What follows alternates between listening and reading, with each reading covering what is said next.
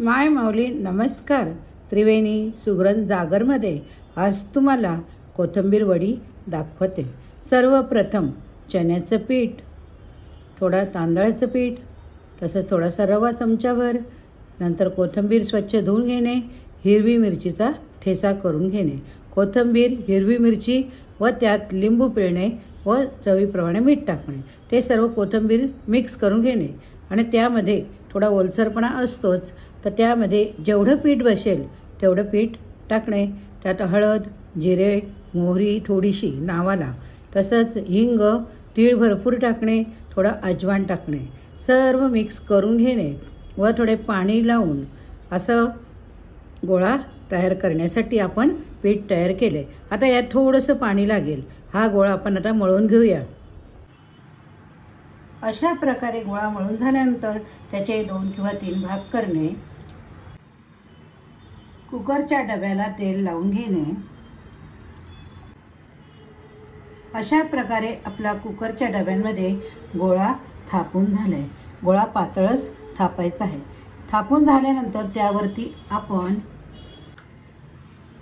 गोळा आपला छान थापून झालाय, आपण त्याच्यावरती खसखस भुरभुरणार आहोत. प्रत्येक डब्यात आपण खसखस भुरभुरून देऊया. छान खसखस पण छान, स्वाद पण छान लागतोय, चविष्ट असते. शरीरासाठी खसखस पण आवश्यकच आहे. आणि आता थंडीचे दिवस आहे म्हणून खसखस तर नक्कीच आवश्यक आहे. कुकरमध्ये अशा पद्धतीने 3 डबे ठेवायचे आहेत. त्यानंतर आपण कुकरचं झाकण बंद करून 3 ते 4 शिट्टी घेऊन घेणे. 3 ते 4 शिट्टी झाल्यानंतर, थंड झाल्यानंतर आपण कुकर उघडूया. माय माऊली नमस्कार. त्रिवेणी सुगरण जागरमध्ये आज तुम्हाला कोथिंबीर वडी दाखवते. सर्वप्रथम चण्याचं पीठ, थोडा तांदळाचं पीठ, तसंच थोडासा रवा चमच्याभर, नंतर कोथिंबीर स्वच्छ धुवून घेणे, हिरवी मिरचीचा ठेचा करून घेणे, कोथिंबीर, हिरवी मिरची व त्यात लिंबू पिळणे व चवीप्रमाणे मीठ टाकणे. ते सर्व कोथिंबीर मिक्स करून घेणे आणि त्यामध्ये थोडा ओलसरपणा असतोच, तर त्यामध्ये जेवढं पीठ बसेल तेवढं पीठ टाकणे. त्यात हळद, जिरे, मोहरी थोडीशी नावाला, तसंच हिंग, तीळ भरपूर टाकणे, थोडा अजवाण टाकणे. सर्व मिक्स करून घेणे व थोडे पाणी लावून असं गोळा तयार करण्यासाठी आपण पीठ तयार केले. आता यात थोडंसं पाणी लागेल. हा गोळा आपण आता मळून घेऊया. अशा प्रकारे गोळा मळून झाल्यानंतर त्याचे 2 किंवा 3 भाग करणे. कुकरच्या डब्याला तेल लावून घेणे. अशा प्रकारे आपला कुकरच्या डब्यांमध्ये गोळा थापून झालाय. गोळा पातळच थापायचा आहे. थापून झाल्यानंतर त्यावरती आपण गोळा आपला छान थापून झालाय, आपण त्याच्यावरती खसखस भुरभुरणार आहोत. प्रत्येक डब्यात आपण खसखस भुरभुरून देऊया. छान खसखस पण छान, स्वाद पण छान लागतोय, चविष्ट असते. शरीरासाठी खसखस पण आवश्यकच आहे. आणि आता थंडीचे दिवस आहे म्हणून खसखस तर नक्कीच आवश्यक आहे.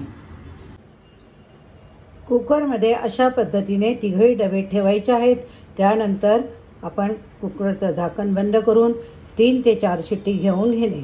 3 ते 4 शिट्टी झाल्यानंतर, थंड झाल्यानंतर आपण कुकर उघडूया. अशा प्रकारे आपण कुकरमध्ये 3 ते 4 शिट्ट्या घेतल्यात आणि कोथिंबीर वडी आपली तयार झाली. कुकर थंड झाल्यानंतर आपण ते वाफवलेले कोथिंबीर वडी बाहेर काढली. नंतर आपण थोडे तेल गरम करून त्यात जिरं, मोहरी, कढीपत्ता, तीळ टाकायचे आणि परतून घ्यायचे बारीक तुकडे करून. चला तर मग तुम्ही कोथिंबीर वडी करून बघा व स्वादिष्ट वडी खायला बोलवा. आपण आता सर्वप्रथम कढई ठेवून त्यात थोडे तेल टाकले. तेल थोडे गरम झाल्यानंतर तीळ, मोहरी टाकली व त्यानंतर आता आपण ज्या कापलेल्या वड्या आहेत त्या वड्या कोथिंबीर टाकूया. वड्या टाकल्यानंतर छानपैकी आपण त्या परतून घेऊया. आपण कोथिंबीर वडी तळू सुद्धा शकतो, परंतु मी न तळता फक्त फोडणी देऊन परतत आहे. बघा आपल्या कोथिंबीर वडी तयार झाली. जर तुम्हाला आवडली तर नक्कीच करून बघा. केल्यानंतर चवीसाठी पाठवायला विसरू नका.